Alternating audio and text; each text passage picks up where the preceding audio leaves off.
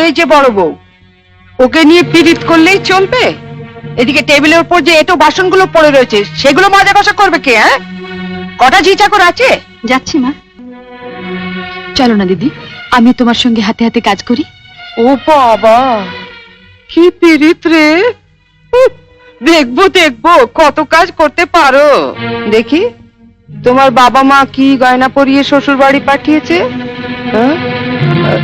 গলার ওই দুটো সোনার না ইমিটেশন? আমার মা বাবা নেই, ছেলেবেলাতেই মারা গেছেন। আমি মামার কাছেই মানুষ।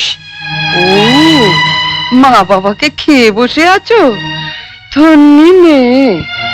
এখানে এসে আবার তো নতুন করে মা পেলাম।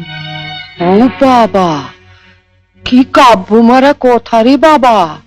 শিখে নাও মেজো বউ, শিখে নাও। আমার বাবা ওসব ন্যাকামি আসে না। নাও, খোলো দেখি হাতটা।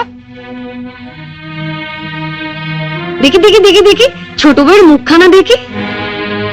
তোকে আবার কি খবর দিল? বাহ, রন্টুর বউ ভাতে যাবো বলে তৈরি হচ্ছি, হঠাৎ তনু গিয়ে বলল, তা মা তোমার ছোট বউয়ের মুখখানা তো বেশ।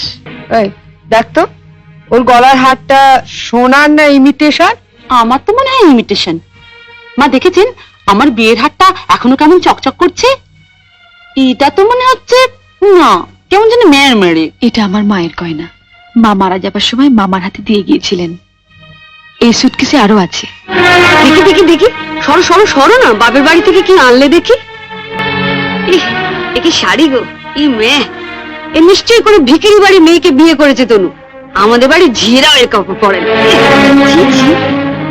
দেখ দেখ, বাবা, লাল লাল হয়ে যাচ্ছে, পাউডার।